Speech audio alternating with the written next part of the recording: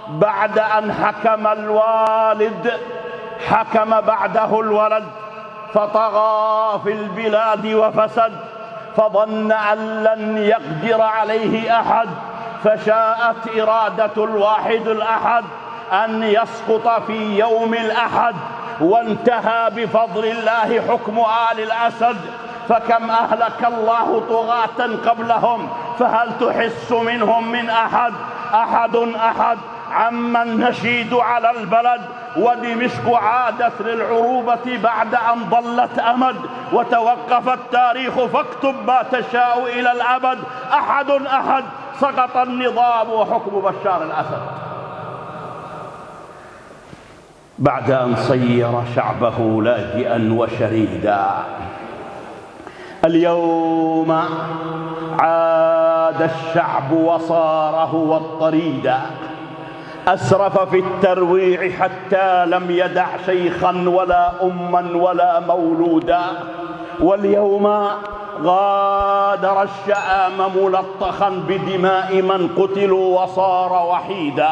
سبحان ذي الملكوت يجري حكمه في الظالمين وينجز الموعودا.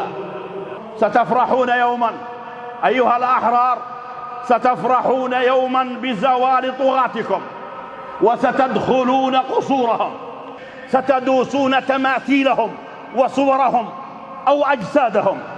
عندما يسقط نظام الحوثي الصفوي باليمن ويفر عبد الملك الحوثي، فسنرى مشهدا يأخذ الألباب ويجري الدموع. سيخرج عشرات الآلاف من المعتقلات، سيعود عشرات الآلاف إلى بيوتهم التي سرقتها السلالة الحوثية، سيطير مئات الآلاف إلى بلادهم، سيركض مئات الآلاف من مخيمات النزوح والشتات إلى قراهم ومدنهم، ستتزاحم آلاف السيارات أمام بوابات صنعاء قادمة من عدن ومأرب وتعز، سيدوس الصغار والكبار على صور عبد الملك، وسيخلعون تماثيل شقيقه المهفوف. سيسهر الملايين في شوارع المدن الكبرى ليال عديدة، وستشتعل سماء صنعاء بالمفرقعات، ستشتعل سماء اليمن بالمفرقعات الصوتية والضوئية. ستضج السوشيال ميديا، ستضج بصور الضحايا والمحررين، وسنشاهد آلاف الفيديوهات لمنازل يمنيين فجرتها السلالة تحت صرخات الله أكبر. ستفتح السجون والمعتقلات، وستظهر فضائح وجرائم الميليشيات. سيعود الساسة ورجال الأعمال والأكاديميون والمثقفون إلى مدن اليمن. ستخرج الأمهات والجدات إلى الشوارع لاستقبال العائدين والنازحين. سيرقص عشرات الآلاف ممن انفجرت بهم الألغام برجل واحدة. سيعلن المذياع ذهاب آل بدر الدين إلى غير رجعة، ثم ستقول الخارجية الإيرانية لطالما نصحناه ولم يستمع، كما قالت لبشار. أيها الإخوة الكرام، 1,000,000 شهيد قدمه السوريون في المعتقلات وتحت الأسلحة الكيميائية والبراميل المتفجرة عبر 60 سنة من حكم الأوباش. ولذلك فرح أهل الشام وفرحنا نحن بنصر الله معهم، فسجلت الوجوه وخشعت القلوب ودمعت العيون ولهجت بحمد الله وشكره الألسن، وتبادل الصالحون التهاني. فلقد نصر الله جنده وأعز دينه، وهزم بشار وأسقط نظامه، وانكسرت شوكته وخاب سعيه، وخذل الله أعوانه وحلفائه. وما حدث في سوريا هو انذار لكل سلالي ولكل طائفي ولكل مذهبي ولكل مناطقي عنصري ولكل طاغية ولكل حاكم متجبر متكبر طاغية هنا أو هناك في العالم العربي أو في العالم كله. فهل من مدكر؟ وبتحرير سوريا، وادعى السوريون حياة القمع والتعذيب والسجون. الله أكبر.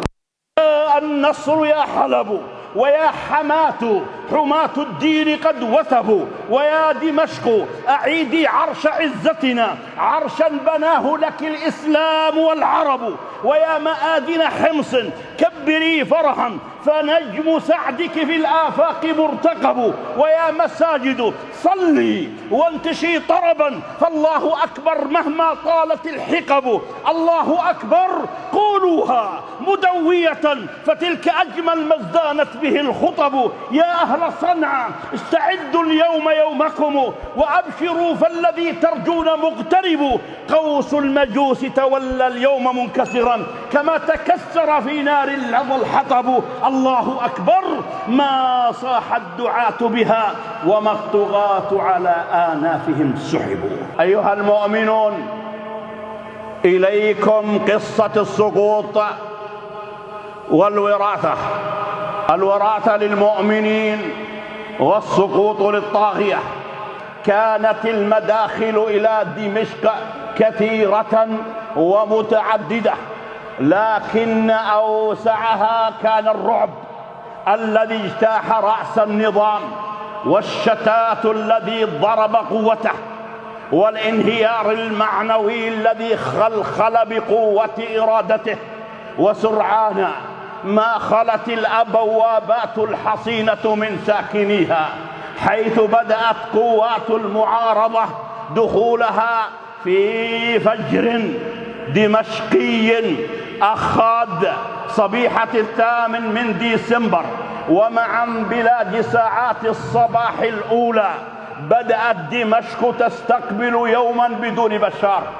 امتلأت الأزقة الدمشقية من الجنود الذين خلعوا بزاتهم العسكرية في الأزقة والحواري، وألقوا معها ولاءهم لنظام آل الأسد، ثم طفقوا يبحثون عن مدخل أو ملجأ أو مغارات.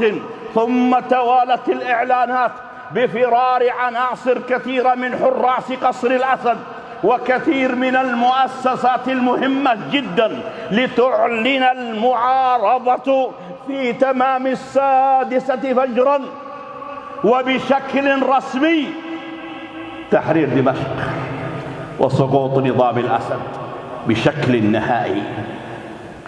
وبرغم صيحات النداء التي ارتفعت من المساجد للناس بأن يبقوا في بيوتهم، إلا أن المئات قد هرعوا إلى ساحة الأمويين الأثيرة، كما هرعوا الآن بعد أن سيصلون صلاة الجمعة في مسجد الأمويين، وسيخرجون بمسيرات مليونية فرحا واستبشارا بيوم النصر.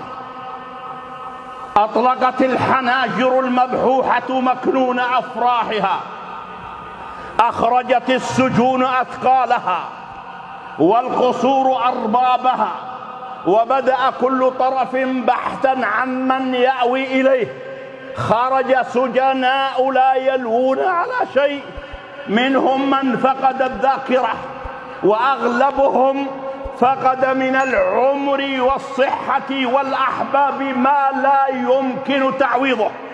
وفي تلك الأثناء أصبحت الإذاعة والتلفزيون السوري جزءا من سيطرة المعارضة، وتحولا إلى لسان لها لا عليها، كما كان طيلة سنوات الثورة الدامية.